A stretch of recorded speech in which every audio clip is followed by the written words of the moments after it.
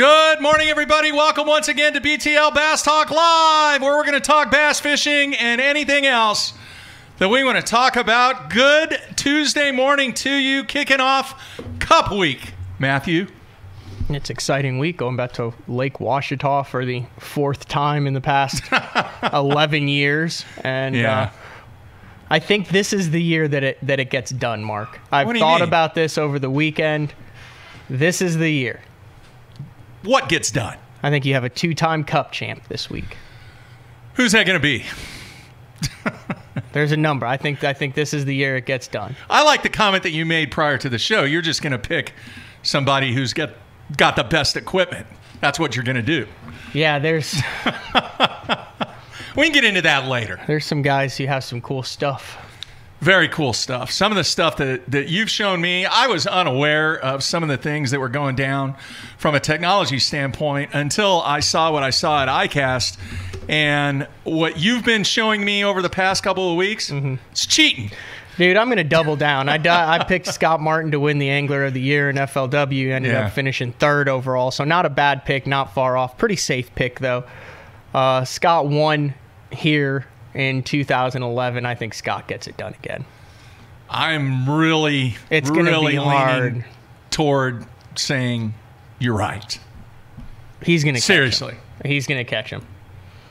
All right, I got to get the I think he's going to be the first two-time winner of a Cup, and then obviously the first guy who's won the Cup on the same lake twice. You know, one of these days we need to get into the discussion on who goes on the Mount Rushmore of FLW all time. That's something to think about. Of FLW all time? All time. Maybe after Cup Week. We need to have a show for that after Cup Week. Maybe get Joe on, get his input on it. Maybe get a couple Who's on Mount Rushmore? And there's a couple obvious picks. But then, I mean, you got to go back to, what, 22, 23 years. There's a lot of history. Long time. A lot of history over there. Yeah. So we will be in Hot Springs. We're leaving on Thursday. And see what goes down. See if Scott Martin can get it done. All right. Ton of stuff to talk about, Matthew. Good show today. We're going to have Jacob Wheeler on. He is actually going to be on the water at, what is the name of the lake in Georgia? Chesapeake. Chesapeake. He is actually on, is it Chesapeake Lake or Lake Chesapeake? I just call it Chesapeake. One of the two. Where was it where Harold got into a big argument with someone about whether it was Oneida Lake or Lake Oneida? Oh, that was at that bar. Remember when they closed that bar down after the show at like midnight? Yes. They'd all had a couple cold ones, and Harold More than a couple. Harold was calling it Oneida Lake. Oneida Lake. And they were saying it's Lake Oneida. And he said, you don't call it Lake Kentucky, but they do. You know what I remember that. That was like, I mean, that got heated. Yeah. Yeah. They almost came to blows over whether the lake came first or last. All right. Maybe you can find some vintage tape in all those boxes of tape. But anyway, it's Chesapeake. So, yeah, the cell service is interesting down there. It's he's in and out. Stuff. But I did hear from him this morning. We're going to try and hook up right around half past the hour. He's probably got the most... He's the most pertinent pro we could possibly have on this show. He's won the Cup. He's won the Cup. He's had a top 5 on Ouachita in the Cup. He is in, 10th place in the Toyota Angler of the Year standings. Less than 100. Two really bad finishes. Yeah. Everyone got stuck on the sandbar, and self-reported that, and Lake Martin didn't kick things off. But he also... I guess was hurt by the not rescheduling of that tournament to give him more points to make up, but he's still within striking distance with 2 left. And then also he just got back from California playing with the big boys. On Castaic. The Paul George Celebrity Fishing Tournament. I saw Russ Westbrook and the dude from MTV was there. Drama. from Rob Dyrdek's show and all that. Idea. Just a number of a bunch of cool guys. Big celebrities came. And Jacob actually fished with Paul George. Right. Yeah. You know, and he's obviously have the OKC connection here with him, a bunch of the Thunder guys. So a lot of stuff to talk about with him. All right. So he will join us around half past the hour. All right. The Open at Champlain. Did you watch that at all? Yeah, Matthew, I watched the entire final day weigh-in. I was actually driving. Brian LaBelle, right? Yeah. Okay. The interesting fact that I saw about him was what he said about how much time he spent on the lake. He's a local. He's from Vermont. Yeah. Well, yeah, local. Okay. You know how many consecutive days he stayed on the lake? I didn't hear that. Let me guess. 9. Oh, that's not that many. I mean, you go do who was it? Was it Shin who 9? used to camp for weeks and weeks and weeks? Yeah, but that's Shin. I mean, but 9 is a lot. 9 is a lot of time on the water. Now, are you going to come back and argue with me that the HFA didn't play into that one? No, big time. Big time. That's kind of the trend on these northern events, that the HFA is, man, it's massive. Yeah, but I still think on the northern events, you still have a chance to be totally clueless. You have more of a chance to be totally clueless and win on a northern lake, and this just is my opinion based on, you can go back and look at it, than you do on like a southern lake. Because there's the fish, you get a smallmouth that group up or school up, and you find one and you can milk all that. Okay, wait a minute. So what you're saying is the HFA plays into it big time, right. But luck plays into it big time too. Because somebody else could stumble across the school. Right. Or There's some more pattern. winning schools of fish on like an Erie or a Champlain or a Lake St. Clair than there are on than on like a Smith Lake. Would you agree with that? Okay. Man, we're agreeing way too much lately. Yeah. But no, yes, I agree. But also, if you are a local, you know where those schools live. 9 days historically, is a lot of time. because you're also dealing with natural lakes up there, right? So you're dealing with rock piles and stuff that doesn't shift. Now, I know the grass changes a lot on Champlain year to year, but historically, you get up north, you got a rock pile there. It's going to be there. It was there 10 years ago. It's going to be there 10 years from now. Yeah.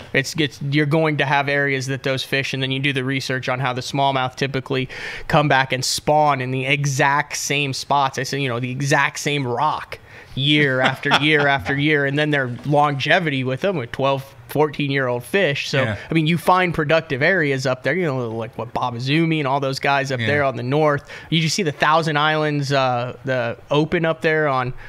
I mean, it took like over 75 pounds for 3 days to win. Yeah. 28, 29-pound bags. Those are all locals. If there was a lake in the east that I had to live on, Champlain would be it.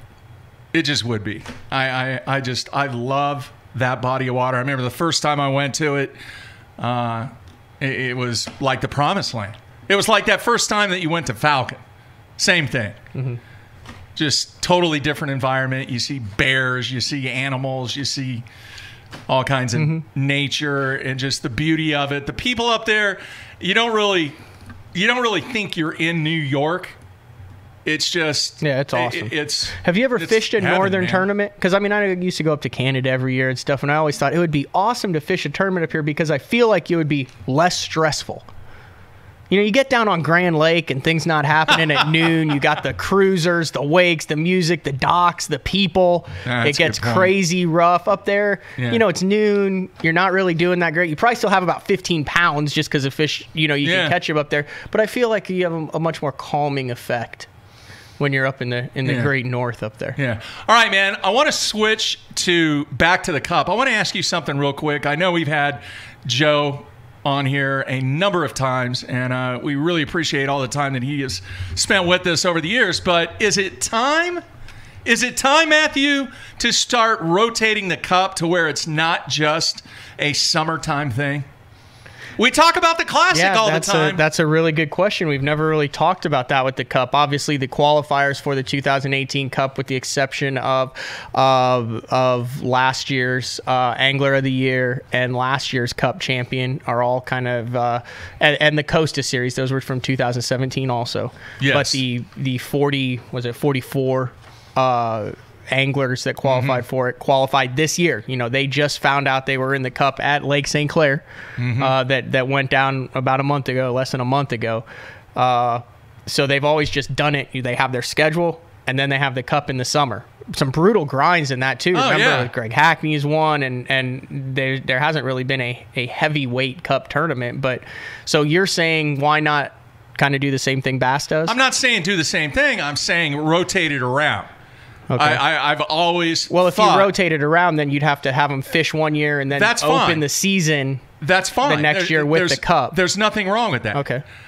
All right, and nothing wrong with that. You could actually extend it to a fall Cup, Because think about what takes place in the fall. I know everybody's getting in hunting mode, and there's not much going on after. There's not much going on. So now I know the focus this week is totally on the Cup, but think about it. A fall Cup. I mean, that brings in a lot more power patterns, a lot more top water, a lot more exciting styles of fishing. I think you could rotate it around based upon the way that they do their schedule. You could do summer, you could do kickoff, and then you could do fall. And I think if you rotated that around, you're going to get a much more complete opportunity to somebody who just isn't focused on that single summertime pattern, summertime technique.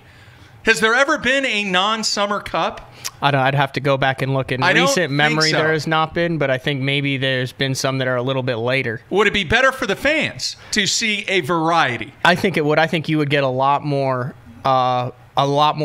interest in it as far as build-up for the Cup, because there would not be a lot of, you wouldn't have to deal with the MLF World Championship going down at it, and you wouldn't have to deal with the Elite Series stuff going down. You wouldn't have to deal with any of the other events. It would strictly be a month just kind of leading into the Forrest Wood Cup. Yeah. I like that idea. I've always liked. I will always stand upon the premise that I think that the Classic should rotate around. I think the Cup should rotate around too. Do you think the fact that it is in the summertime, kind of traditionally on a tougher fishery, where there's a number of things going on, is why you have not seen multiple Cup winners, the same angler win multiple Cups in the history of the Cup? That's probably a big factor. Probably a big factor. But I still think the guys, when you look at the guys that have won the Cup over the last 10 years, their strengths are obviously offshore or finesse, brush pile, or schooling, structure, that kind of stuff, rather than diversifying and not giving other people opportunities, but more giving an opportunity to showcase what else is out there and what else these guys can do in the biggest tournament on tour. I got no problem. I kind of like that the Cup has kind of been synonymous with 100-degree days, tough fishery. I mean, I kind of like that. That's kind of their deal. It doesn't make does it make for thrilling and exciting lead up to the Cup? No. But do I feel like it's a real grind to win it and a thinking man's and you have to make a lot of good decisions? Absolutely. The one thing I do like about the summer tournament is as soon as St. Clair's over, you're not waiting that long to get to the Cup. Right, 100%. All right, and you know what they've done in previous years in the World Series of Poker? They would have the November 9. And then they break for 3 months and then have the final table. Come on. I like the continuation of the... It happens fairly quick. 7 tournaments, couple weeks, go down there, look it over, goes off limits, go down and fish the Cup, year over. It kind of gives it a nice package. Here's another option, too. Rather than front-loading the schedule, if the Cup was going to be in the fall, backload the schedule. All right, to where you still have that same rotation the following year. In other words, quick rotation. It's just now you kind of take out the pre-spawn and spawn. I think FLW has a good thing going with the January and February heavy schedule, because everyone is cabin fever and they're ready to watch these guys jam big fish down. Do they not get cabin fever in the fall, or is everybody so focused on hunting that it just doesn't matter? I mean, then you start running into college football and a fan base where the majority of it is across the South. And you've got the hunters, and you've got people who've been fishing all year, and a bunch of stuff has happened. So, good point. I mean, I know that I spend a lot more time looking at, kind of analyzing, dissecting, and watching those early January, February FLW events than I do those ones that are kind of stacked mid-end of the season, because I've got tournaments, Elite Series is going on, we're traveling, there's a bunch of stuff going on, so you're always following it. But those early ones, that's when I think you get guys who are also at home in the house watching FLW live. Yeah. Hey, did you see where the NASCAR CEO got busted? Yeah, with some stuff he shouldn't have had on him. He was doing drunk. Yeah.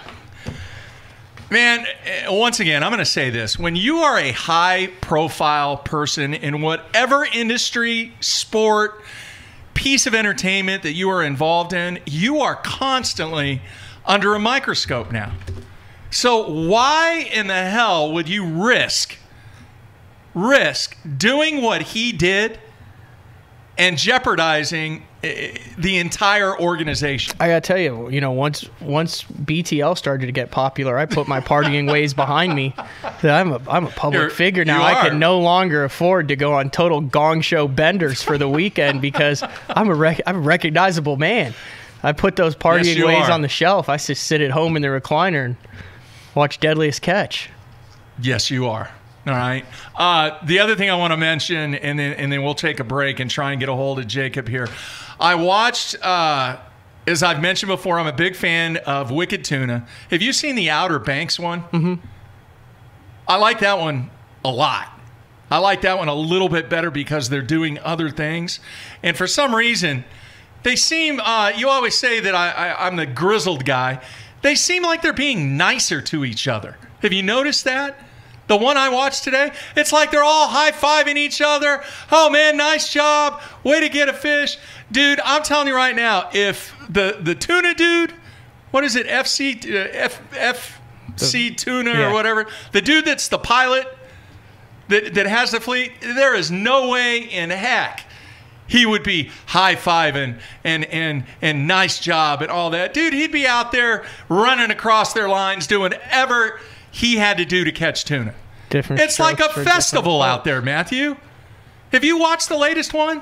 No, but I was telling you, I had that same thing about what was going on the flats outside of the river at the Chesapeake Bay. I mean, Chris Zaldade posted it on his Instagram page, a photo of those guys lined up, working together, combing the flat at a teamwork. I mean, they're fishing against each other the next day, supposedly.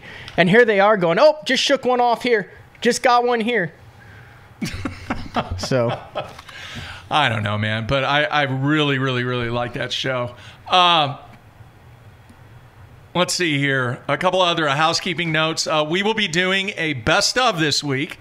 Matthew will have that out, ready to go, ready to post on Thursday. And Wednesday, we are actually going to do a little research on Wednesday, Matthew and I. So that's why we're not going to be able to do back-to-back shows tomorrow. But we will have a best of show out there tomorrow. And maybe you can go back and find some previous Cup stuff that we've done or something that is, that is related to the Cup. Man, is there any way to... Well, 2011, August, yeah.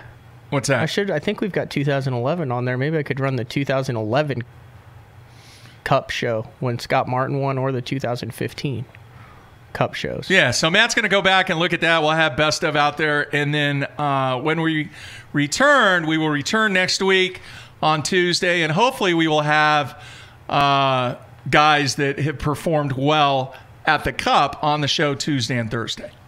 That's the game plan. So... Jacob Wheeler's performed well at the Cup.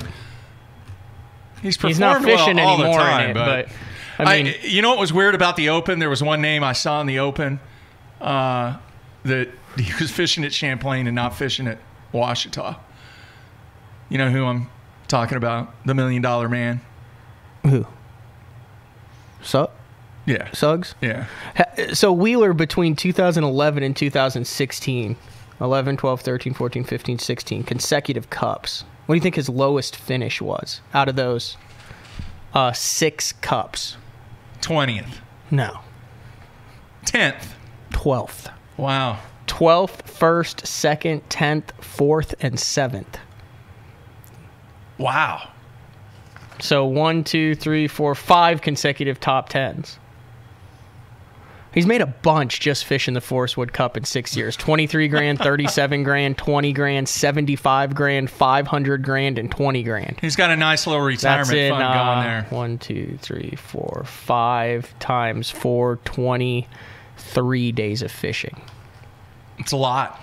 But that is a lot. Now he's on to the Classic. All right, real quick, I do want to mention this one final thing on the Eastern Opens.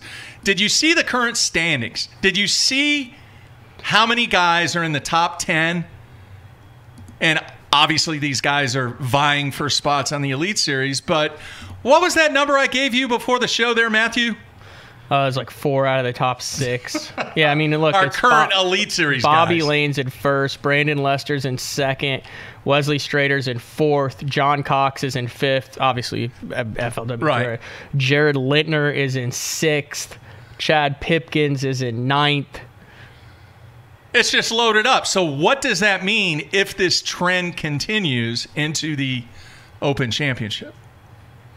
It means that probably an Elite Series or FLW Tour guy has a good chance of winning the Open Championship. But it also means they're going to be going down the line for what?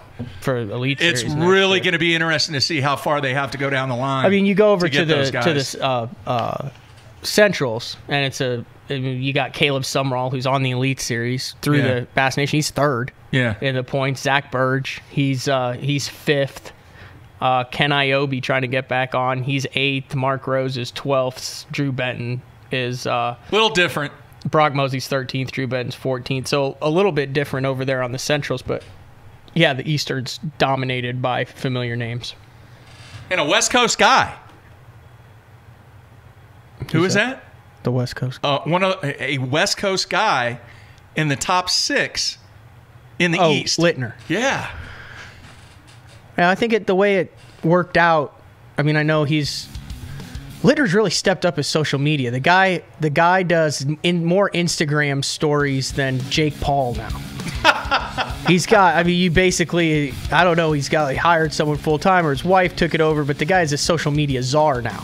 So he's been chronicling his East Coast adventures in between stops. So he just like packed up the family and is like living on the East Coast up north for a month. So I think that's how that Eastern schedule worked out to where it made more sense for him to fish those opens than to. I don't think he's going to California, flying all the way east, or driving it, fishing an open, and then driving back. He's double dipping. Wow. It's pretty impressive. All right, we're going to take a break. Come back with Jacob Wheeler, hopefully live. From what lake, Matthew? Chatoog. I've been there. It's gorgeous. They had the college event there. Cell phone service sucks. So hopefully we'll have a good cell signal with Jacob. So everybody stay tuned. We'll be right back.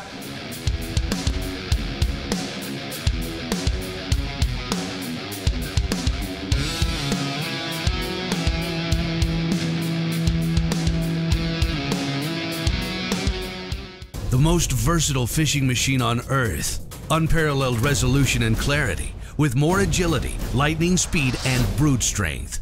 HDS Carbon takes rapid response performance and screen technology to an all-new level. Maximized power, maximized visibility. See Structure Scan 3D, new dual chirp sonar, new live network sonar, and more mapping options, all at the same time and faster than ever before.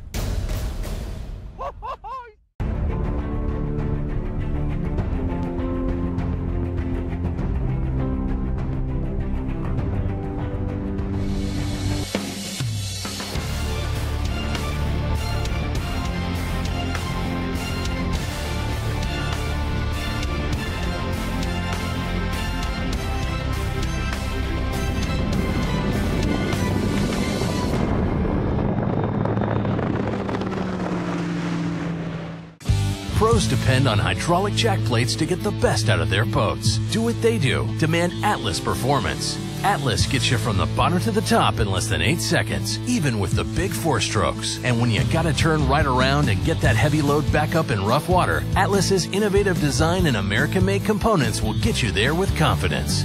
I'm at Depot. Just look for yourself. There's an Atlas jack plate on just about every professional's boat. The Atlas hydraulic jack plate. You can depend on it. My rods look different because they are different. Every rod is built by the pros and for the pros. When you pick up a white Duckett fishing rod, you're getting a cutting-edge rod, one that's truly pro-driven with the actions you need for every bait category you fish. I put my name on it. It's my promise to build you a great rod you can count on. Duckett Fishing, Micro Magic, Macro Magic, or White Ice. Try them. They work. Fishing just got easier, and it didn't cost you a thing. Free feature upgrades from Lowrance. Fish Reveal delivers the best of chirp sonar and downscan imaging, all on one screen, and it's going to help you find more fish. High visibility color sonar take high contrast imaging to a whole new level. It delivers the absolute best views of structure. Fish like to hide there, but their hiding days are over. These features are ready to roll when you are. Just upgrade your HDS Carbon software.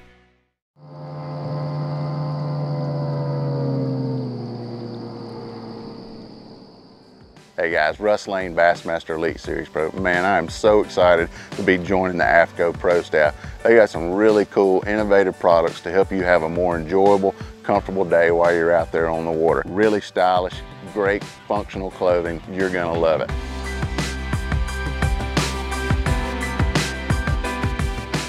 The thing I'm most excited about though is AFCO has pledged to donate 10% of their total profits back to supporting the conservation of our fisheries, and I am all about supporting a company that's about supporting conservation so that we can enjoy our bass fishing for a long time.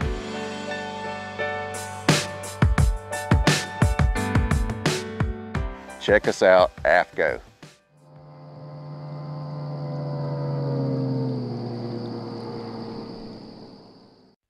Jacob Wheeler and Tommy Biffle have a lot in common. Flat bill. The perfect shape. You gotta love some light tackle. I know I have a spinning rod.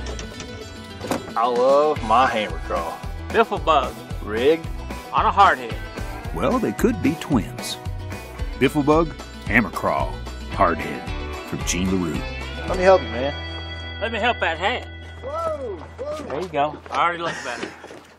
When I talk about Sunline, I think of one word: confidence. Sunline FX2 is what I use for all of my frogging and flipping. SX1 braid, which braid plays a big part in fishing line. Shooter, I'm going to use in those close quarter deals like flipping and pitching. One of my favorite techniques in fishing the tournament trail is to fish offshore ledges. We have taken the questions out of the equation. Take my word for it. It works. It works, dude.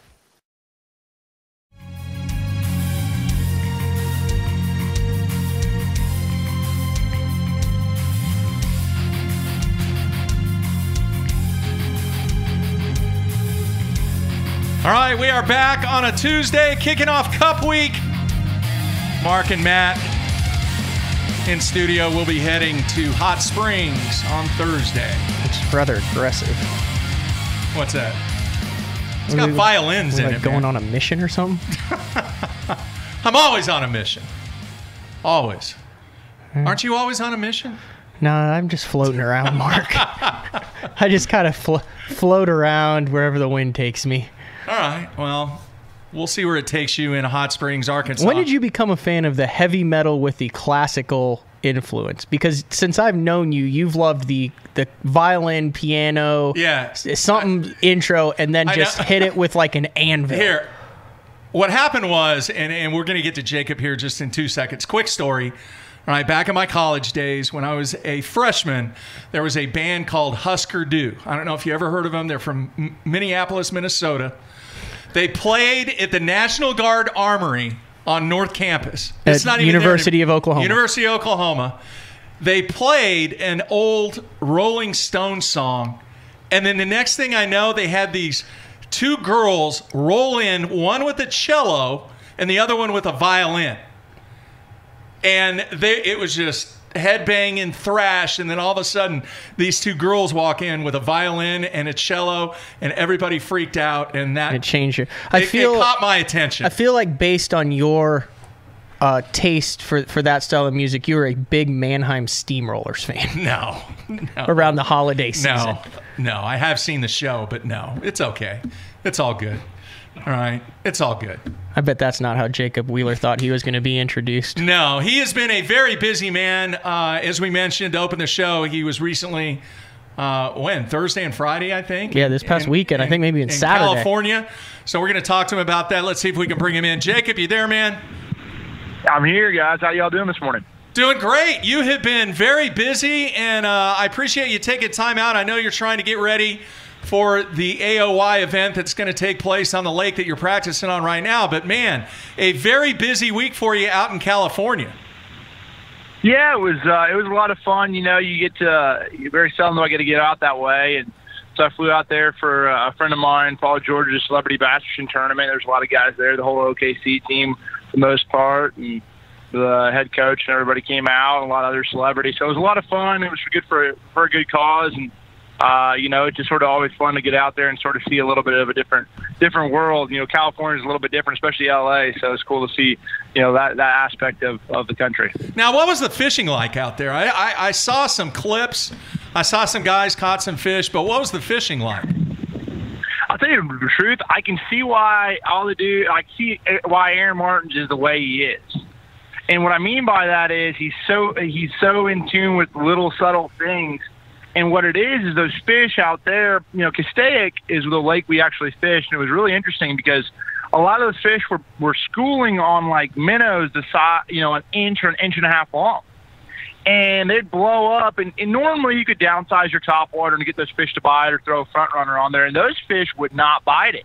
I mean, these guys were throwing, little tiny crappie jigs at them and catching those fish and little subtle, 2-inch size Cincos, wacky style on like 3-pound line, 2.7-pound line. I mean, it was crazy to see how many fish were in those bodies of water, but they were definitely pressured because, I mean, you think about it, 1,500 acres, and it's, and there's obviously some big fish in those places, but it definitely, made you think, trying to get them dialed in and trying to throw something different.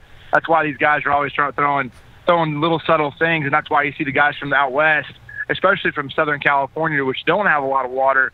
They're the best guys in the world for figuring out how to catch those fish when they're as fickle as can be.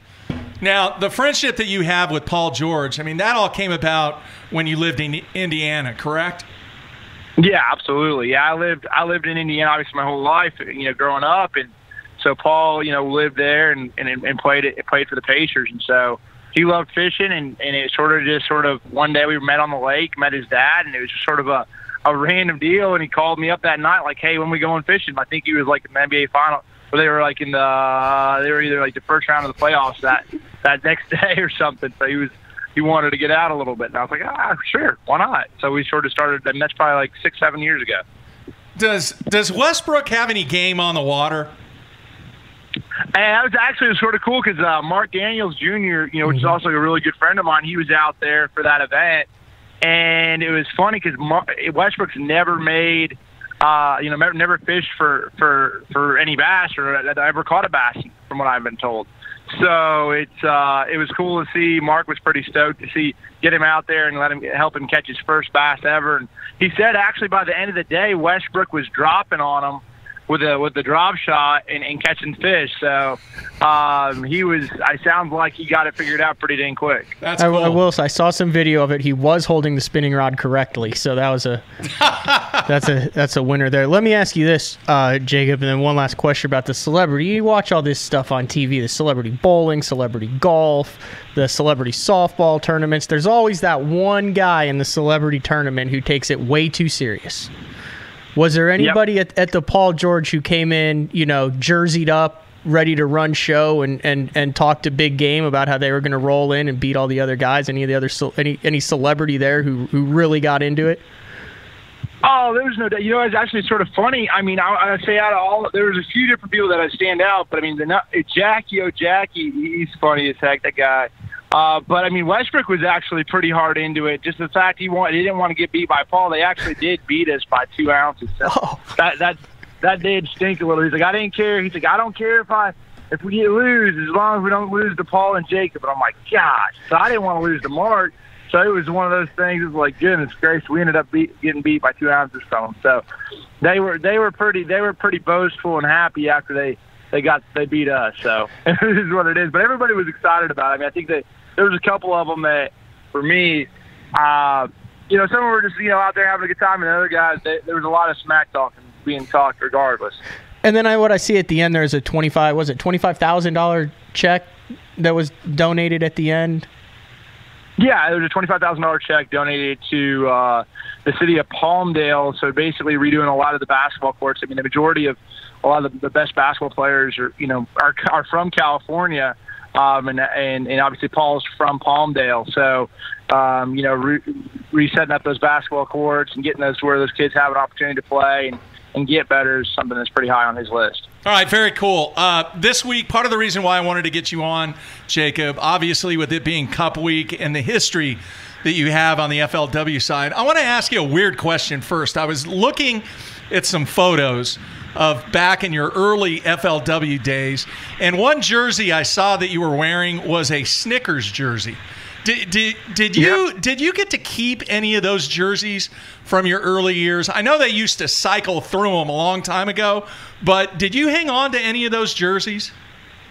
Actually, my mom's the Snickers jersey was the jersey I wore at the All-American. So when I won the All-American, that was the jersey that they supplied me. And actually, my mom framed it about 2 years ago and gave it to me for my birthday. So it was sort of cool to have that one. So it was old school. I didn't even realize I even had it still. She framed it and had it all ready to go. So yeah, I definitely kept on, everything else from there on out, Rayovac and all that. But that was the start of it all, was that Snickers jersey and that one right there at FLW. And I mean, there's no doubt that, I got my start in FLW, and I wouldn't be where I was at without that organization. So I have a lot of respect for everybody there, and it's a great organization, great people.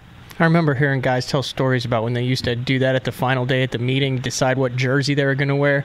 They'd get them, they'd smell like garlic bang. They'd have dipping glow dye on it. They'd get a 2X, you'd have someone like, Charlie Hartley size wearing a 2X out there tucked into their knees.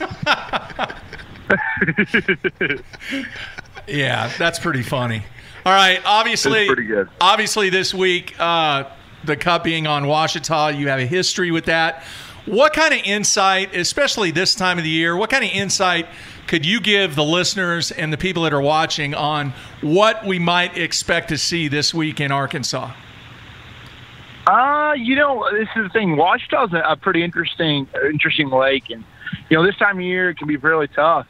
I've talked to a couple of my buddies that are out there fishing, and you always, when you go to Ouachita, no matter what time of year, there's always fish shallow, and I look for that to be a primary deal. But the problem is, the Cup's been there so many different times that I feel like there's almost a game plan set up, and the three main deals for the most part that I've always looked at is, number one, it's the shallow bluegill spawn cruising fish. And that doesn't necessarily mean that those fish are going to be, on bluegill beds. Some of those fish will be. That's always going to play there. Those fish is set up right. When what it is that water is dropping. Right now that water is dropping probably a few inches a day. And so when that happens, those fish will pack up. Water starts dropping out of there. And sometimes it does. They actually will pull off a little bit. But it also makes where those bluegill get shallower and shallower, and they start leaving their beds, and those fish could really ambush those bluegill up on top of the shoreline. So that sometimes when that water is dropping can actually help that bite, which sometimes people think would hurt it. But and then on top of that, you have schooling fish. Schooling fish are going to be a huge player. Spotted bass. Even in this school, I've heard that a lot of Lake Ouachita, some of the spotted bass have gotten a little bit larger over the last couple of years since we've been there last. So I think you'll see a few guys weigh those fish in, but at the end of the day, you're going to still have to have those 4 or 5 pound, 1 or 4 or 5 pound largemouth to really catapult you up into the leaderboard. I think the first day of the Cup, last time I had 15 or 16 pounds and I was leading after day one, and I caught a 5.5 and a 4 pounder, and that was really what made up my bag. But the big thing about the whole deal was that you had to find, those places that, get away, and those are random bites. Those fish are shallow. It's hard to go back. That's the thing about fishing shallow. It's a high risk, high reward sort of deal. You're going to go out there and you might only get 2 or 3 bites shallow. So it's sort of, you have to have a pretty solid game plan between multiple different things going on. You can't just commit to one thing unless, you have like Brad Knight when he won, he was in the back of a creek. There was a lot of fish that were replenished, and I talked to Mark Daniels about it because Mark Daniels and I roomed together on tour, and we were out talking. I've never seen anything like it. Or those fish would replenish. I don't feel like that's going to be the deal this time. The guys that are going to be hodgepodging around between the schooling fish, shallow water fish, the brush piles, and then there's always that wild card at Ouachita is that grass bite. You never know, but there's always that wild card that potentially, a few of those guys will start getting on those fish that are in the grass. Most of the time it doesn't play, but if somebody does figure that out, that could be the winning deal. One of the things that I think is being overlooked is this is the first year that the tournament on Ouachita has been a 3-day cup and not a 4-day cup. Obviously, I went to that a couple years ago. But Do you think that's going to have a big factor, especially on a fishery like Washita, where you said you're going to have to catch a big one? Now there's one less day you have it. You have an area. Now there's one less day you have to worry about it replenishing. Look back at kind of how you did in 2015 at the Cup there. I mean, that final day, I think you had 4 pounds. Brad Knight had 11 pounds. I mean, it was brutally tough. Does the fact that it's only 3 days this time really kind of change the game plan for the majority of the field as they prepare for this event? You know, I would say it probably does, because at this point in time, I mean, even thinking back, you know, in that Cup, I think I was leading going into day 3 or going into day 4. And like I was on that shallow water game. That was what I was doing, and I was rotating on stuff, and I was finding fish in the tournament. I was not fishing and stuff like that. So the guys, you know, might be able to win it shallow rather than catching there. That should have been one out there. And Scott winning it offshore, and then you have a couple guys that, you know, end up, you know, then obviously Brad Knight winning in the back of a creek. They've all been in similar areas. It hasn't been one shallow yet. So that's, I don't know, you know, and if you even think back, I mean, you know, Chad Morgenthaler, he had, I want to say, not Morgenthaler, it was, who was it? Ramey Colson, my fault. Ramey Colson finished second. He was leading after day 2, if you remember, and he was catching them strictly off of brush piles. So I mean, there's a lot of different things that can play. It's just at the end of the day, you have to get one of those. I think he actually caught like 6 of his best fish off this one single brush pile, and he'd sit on there for like 7 hours or something crazy, which I can never do. But it was just like, you know, there's so many different things that'll end up playing. For me, I think that the guy has a better chance, if he's going to win it this year, has the best chance of winning it shallow as ever before. Hasn't been one shallow yet, but I would say this year probably will be one of the years it ends up happening. Andy Morgan has to love hearing that. No, I'm sure he does. Yeah. I'm sure he does. All right, Jacob, I want to switch to obviously having a really, really good season, very solid, with the exception of 2 events. But I want to ask you, if there was one thing that you could go back and change from this season, what would it be? Well, I mean, number one for sure would not to be get stuck on that sandbar. Yeah. By far. That's number one. Let's go ahead and throw that one out there. But that was, you know, I was actually okay with it after the fact. You know, it's Sabine. That was the one that killed me, but there was a reasoning behind it. And in the first day of the tournament, I had in my game plan, you know, that I was going to go and stay close and try to catch as many bass as I could with a spinner on. You know, finesse style. There was a lot of fish in the Sabine River, but there was a lot of pressure as well. And I practiced in Houston on day number 1 of practice. And so I spent the time there, and I'm like, well, you know, for me, I felt like the first day was not the day to go do that. The second day, because I felt like there was no one going to be in that area that I was fishing. I didn't feel like it anyway. So I felt like I found like a pretty decent little area. But I just felt like for me, it was the best thing to do was to stay close the first day. And then the second day, I made the decision to run. And when I ran, you know, I ran about 90% of it, and 90% of that run, it was 137 miles. I had to get gas twice. It was going to be a long deal. But the only reason I was making the decision to run, the only reason, was with AOI in mind, knowing that Hackney caught him, knowing the guys that consistently caught him, and knowing that you had in getting close in the AOI race last year, and you know, always up in the top 5, ended up 3rd. You don't want to get another 3rd place finish in AOI. I'd rather get 30th than 3rd. You know what I'm saying? So, I took a chance and ran far away. You know, 137 miles, having to get gas twice was something that was by far the farthest run I've ever made in my entire life and my entire fishing career.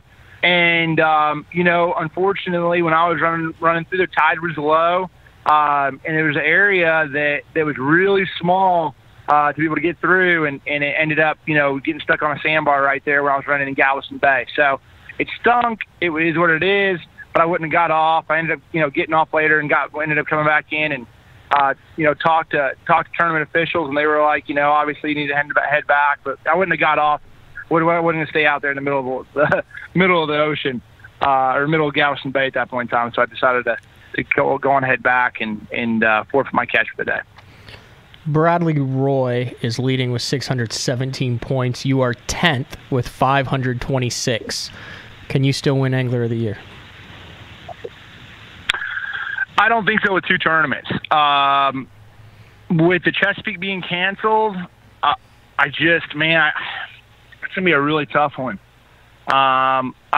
If it's meant to be, it could happen, but I'm not. That's not like right now. I'm just worried about catching as many bass as I possibly can, and possibly, and trying to win a blue trophy by the end of the year. That's really more so my focus.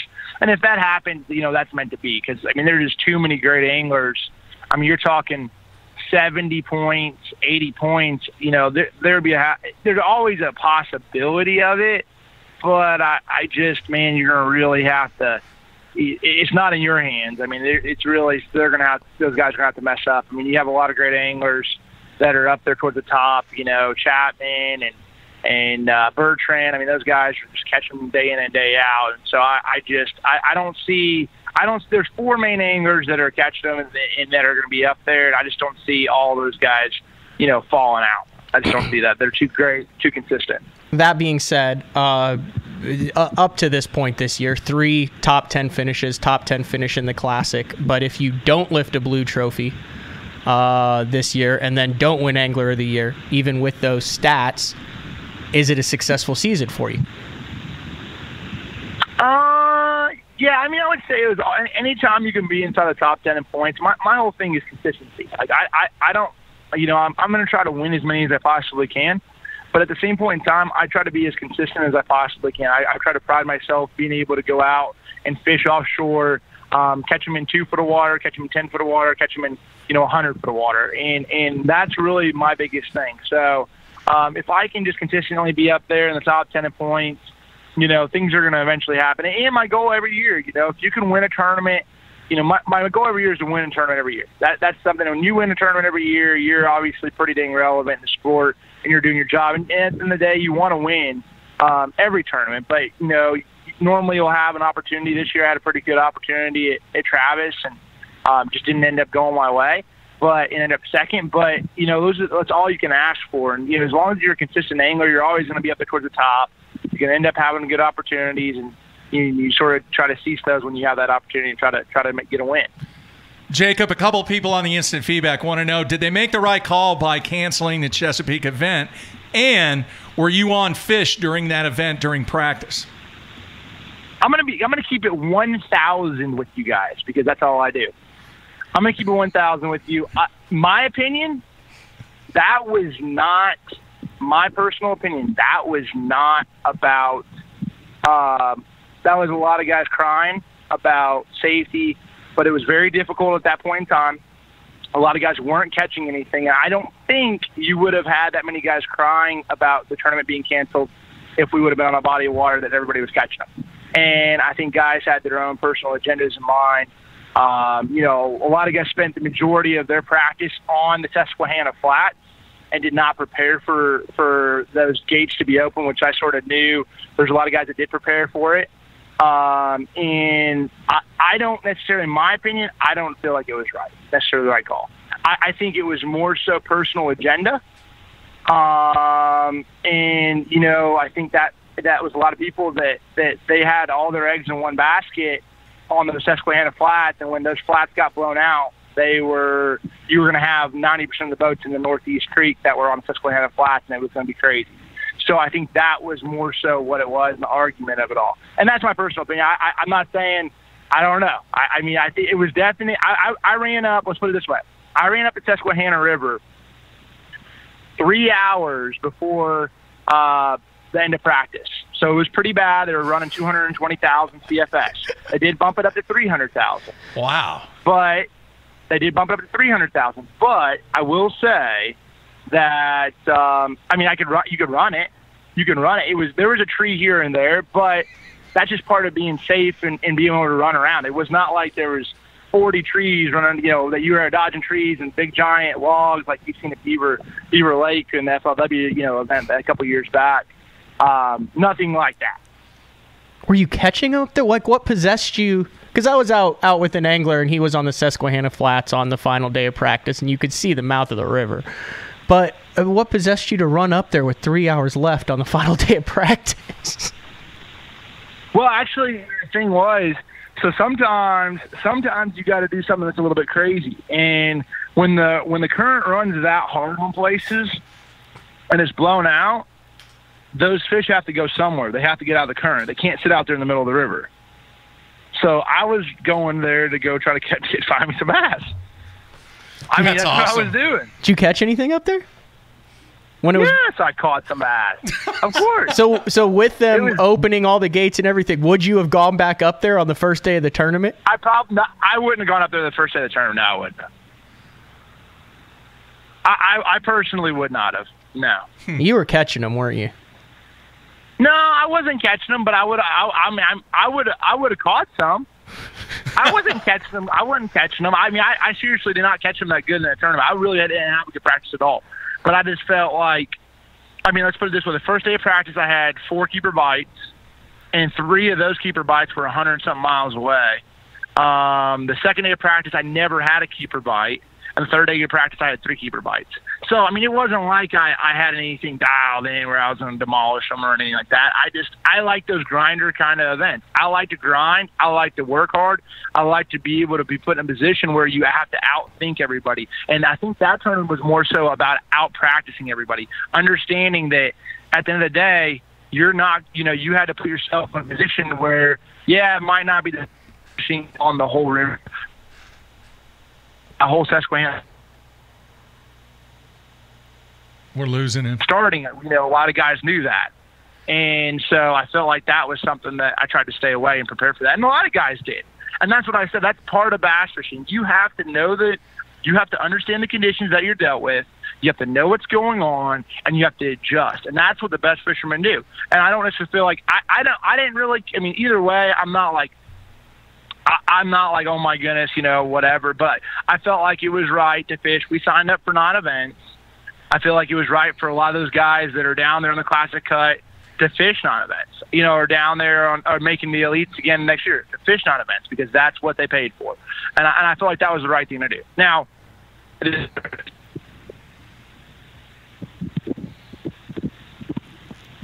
It's not a good time for him to go through a bad signal. You there? Yep, yeah, we got you. We got you back.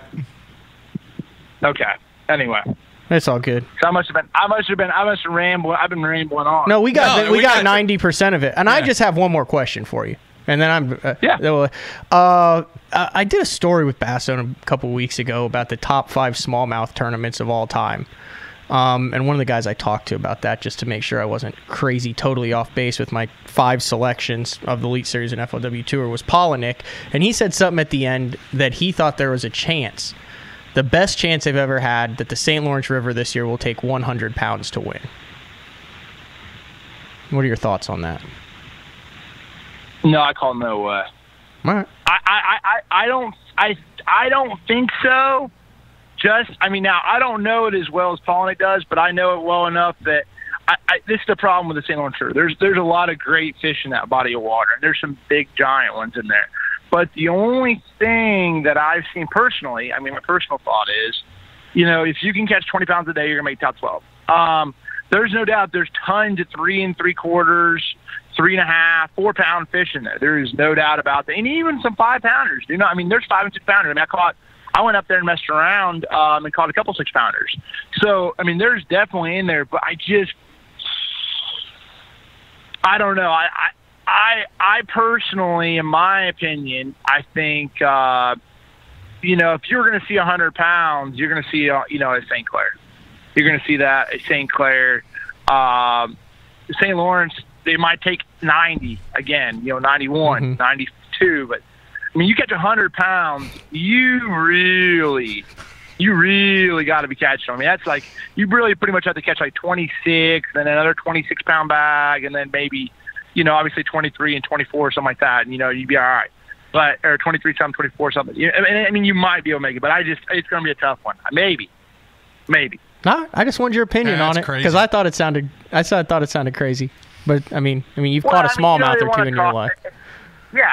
I mean, and I'm not saying it could never happen, but you just got to, and I know what he's thinking. This is why he's thinking this, okay? So, I mean, when Van Dam catches 91 pounds or whatever, 90 pounds or 92 pounds, or whatever he had last year, he beat the field by 7 or 8 pounds. Okay, think about that. And he caught a 6, and he had a 6 a couple days in a row.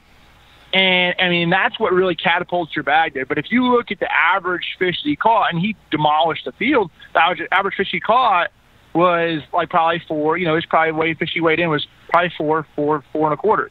I'm not saying, and what he's thinking is, you know, that was earlier in the year. The fish aren't quite as fat. It was right there around the spawn, so on and so forth. And I think that's what he's looking at. They're going to be even fatter and everything else. And so that's why he's saying that.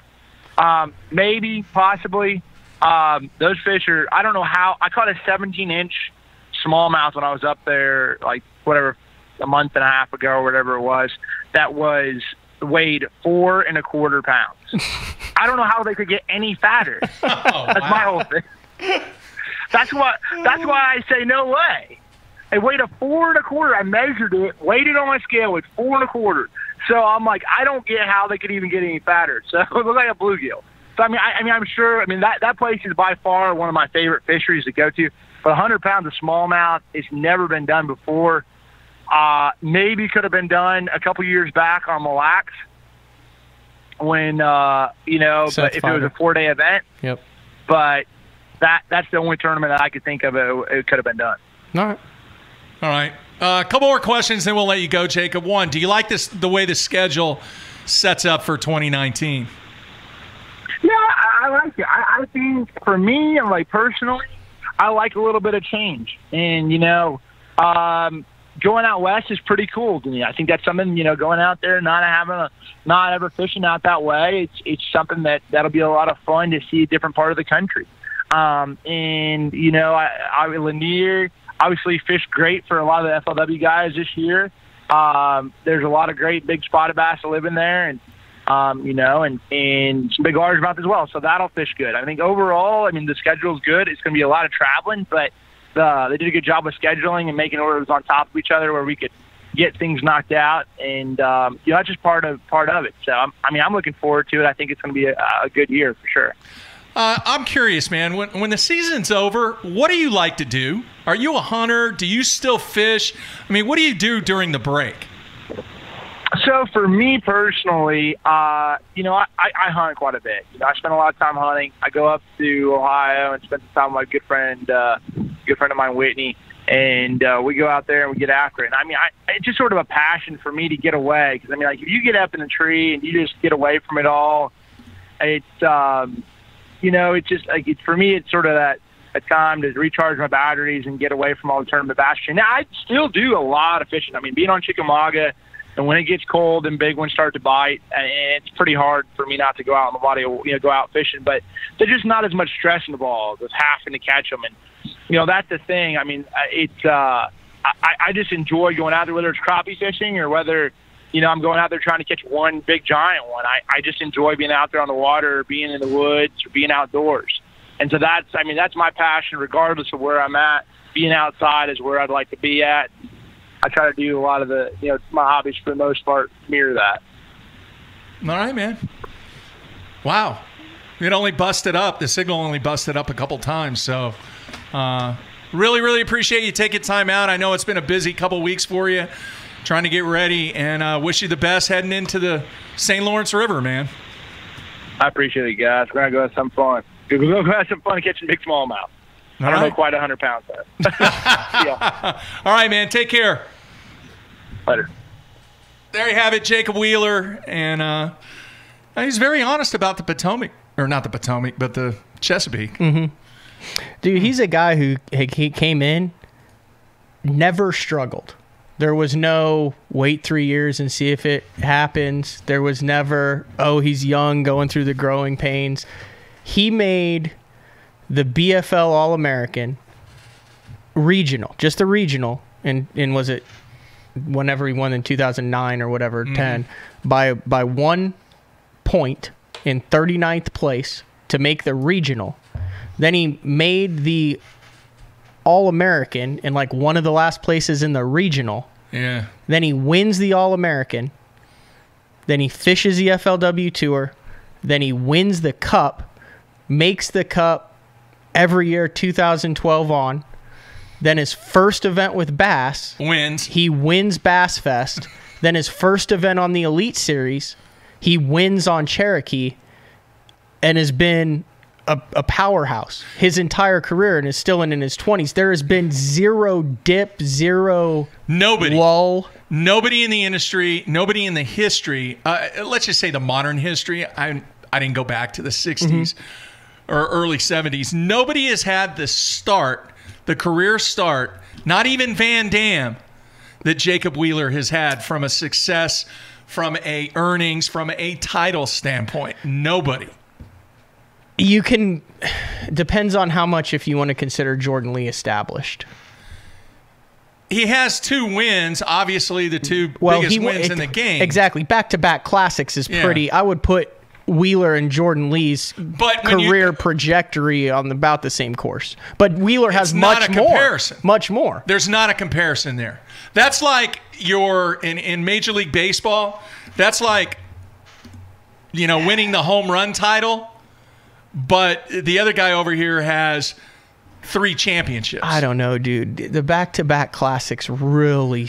We've never really had this conversation about how that whole situation came about. The first one, we kind of dabbled in it about, in my opinion, not taking anything away from the dude, because the dude's a stick. He can absolutely catch him. But kind of how he maybe backed into it. Who? Jordan. No. With the whole situation about what took place and his motor breaking down. Oh, the first one? No. He was 25 years old. He could have easily spun out, and he goes, because he's Jordan Lee, he goes, now we'll just turn that into a positive. Wait a minute. No, I see what you're saying. That has nothing to do with what I'm saying. You're trying to change what the deal is, though. I'm talking about, I put an All-American at 20 years old, 19 years old, a Forrest Wood Cup, 6 top 12 Cup finishes, the top 10s in the Classic, the top 10s in the Eagle Wide, the Bass Fest title, the Cherokee Lake title. I put that maybe a little bit below back-to-back Classic titles. You're nuts. How am I nuts? It's the Bassmaster Classic back-to-back. There's 2 things here. In his young 20s. There's 2 things. One, the field is enormously smaller. Right? And guys have said that. We've interviewed guys how they say it is much easier to win the Classic than it is an Elite Series event. Not when you're in your 20s. And not when you win back-to-back. No. That is an excuse. Age has nothing to do with it. I think from an experience and from a dude, mental. He came out of the womb on the water. Man, you talk to a bunch of guys who talk about their first Classics, and they talk about how it took them 3 or 4 to get settled down to where they even felt like they were capable of fishing to win. That's because of the environment that they had been around and came through from an experience standpoint. There's no way that Jordan Lee was not an experienced angler when he got to the Classic because of everything that he's been through. From an experience standpoint. But he hadn't experienced the Classic a bunch. Dude, that is insane to even try and compare the two. That is your I want to know what assignment. people think about that. I want to know what people think about that. That 2 guys' careers, when you compare the careers of Jordan Lee and Jacob Wheeler, what is the premise? Who has been more successful? Is that the premise? I would say which resume is more impressive. Okay. It's a good way of putting it. Which resume, not saying who is the better angler, not saying who has won more money, but you're talking about guys who are relatively the same How old is Wheeler? age. And he's like 27, 28. And Jordan's what, 26, 25? 26, I think. So fairly close. I mean, they both have over $1 million in career earnings. Even when you throw in his FLW side? Yeah, Wheeler's FLW side and Bass size? No, Wheeler's over $1 million just on FLW. That's what I'm saying. Yeah, Wheeler's got more. It's not even close, Matthew. But I'm saying back-to-back Classics. I'm gonna go back to that very first classic that he won, and guys will not admit on camera, but off camera they will admit he backed into that one. No, you can't back into a classic win. You can back into any kind of win. It's just part of the game. It's kind of the negativity creeping back into your game, I think. I'm not arguing with you. I'm not taking I'm anything just saying, in away my from opinion, what he did. and I look at it, and you look at the finishes that Jordan Lee's had, he very easily could have won 2 or 3 Elite Series. You go up to the Finger Lakes. He had one that was in the bag there. He's had a number of others that he could have won his top 10s. He's had top 10 finishes in the Angler of the Year. But the guy has won back-to-back Bassmaster Classics in his mid-20s. I think those are very comparable resumes between what Wheeler has done and what Jordan Lee has done. Okay. Especially when you go back to what Jordan did with the 6th place finish as the collegiate angler in it, how consistently he is, how he's making all the different classics. It's a good argument. I understand. I agree. Wheeler has won more. Yeah. Wheeler has been around and in the hunt more. Wheeler easily could have had 2 Forrest Wood Cups. Remember, Randall Tharp beat him by 1 spot on the Red River. Yeah. So hang on, all right, because the instant feedback is blowing up based upon the statement that I made. All right. I did not. Yes, I did make that statement. But what I was doing is I was taking a statement of which multiple guys have told me. And I'll even frickin' interview them again and get them on the record about how they say it is easier to win a classic than it is an Elite Series event. You also got to get there first. That's right. And how was it? Okay, correct me if I'm wrong on this one. He wouldn't have got to the second classic. Is that right? Mm-hmm. If he wouldn't have qualified through winning the classic. No, he did. He had a great year. He had a great year in 2017 after he won the classic. He was like in the top 10 in the points. Let's get Aaron Martins on the phone and have his discussion on how much easier it is to win a classic than an Angler or than a Elite Series. Let's just call Aaron up and ask him. Let's call Tommy Biffle up. Let's call Gary Klein up. And let's get Biffle. And ask him how much both. Easier it is to win a classic than it is in a regular season Elite Series Because it's only event. 3 days. It's only 3 days. You're looking at it just from that. There's so much more to take into the I'm not talking about classic. getting to the classic. No. That's different. Once you get there and once you're in position, the stuff and the conditions that surround the element of once you get to the water. Incredibly difficult. You've got a lot more boat traffic. Think about all the boat traffic. I'm not saying Think about all the mental game. Think about the strenuous schedule you have to do. What I am doing is Think about the sponsor obligation. I am conveying what guys have told me. Okay, and I'm conveying that there's a number of guys out there who would probably disagree with that stance. I think it's all perception. All right. I'm gonna track down the guys that I know have told me that, and I'm gonna try to get them on the record to say that. All right.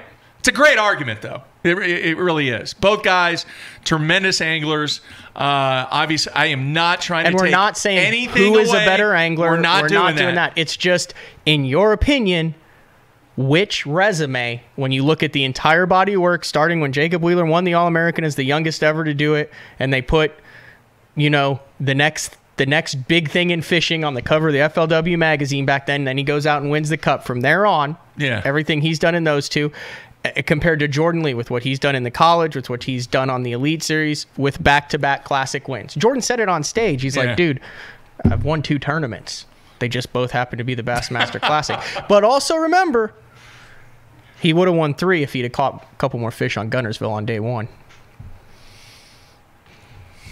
All right. A lot of people on your side, a lot of people on my side. It's kind of split 50-50 right now. But once again, we are not trying to compare the ability or anything like that on these two guys. We're just throwing out. If you had no names next to it and didn't know anything and you looked at their resumes. Yeah. Are they both sticks? Absolutely. Yeah. Are they both superstars in this game? Absolutely. All right. But it is a great argument, and it's nice to get feedback from other people on the instant feedback and get their take on it. What do you think Brian the Carpenter would say? He's got bigger fish to fry than this right now. Oh, Jake in Ohio says we need the BTL top 25 power ranking. We tried to do you remember how many years ago was that the very similar to the coaches poll that we tried to do, where we had members of the media vote on a weekly basis. Yeah. Kind of like the USA Today poll or something like that. Now everyone just goes off the random bass fan poll that just decides to change the top angler every once in a while. Yeah. Who do they have over there now? Have you looked that up? No. Let me look it up real quick. Yeah, go ahead. I have no idea. Let me guess. Christie? No, Jacob Wheeler. Did they?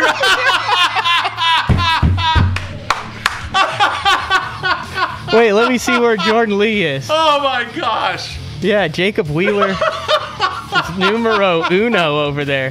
How about that? Updated on the 710. Come on, pull up full rankings. Hell, Jordan Lee's not even in the damn top 10. Oh my goodness. I can't get it to pull up. That was pretty cool. All right. I didn't plan that, I swear to you. All right, we are off to the Cup, folks. Best of show coming to you on Thursday. Oh, by the way, we took AJ. Football players had to check in on Sunday. Oh, yeah. Moved him into the dorms. He's on the 6th floor. The elevator was broke. There's some good leg work. Jordan Lee's 11. He's 11. All right. I'm glad you pulled They that apparently don't put as much credence in back-to-back classics. Yeah. There's a message on the instant feedback. Randy Flowers could tell us who's better. Neither of them are as good as he is with a jig, though. Yeah. No doubt. All right, everybody, be safe. Check out what we have going on, and then we will be back live in studio next Tuesday. Everybody, stay tuned.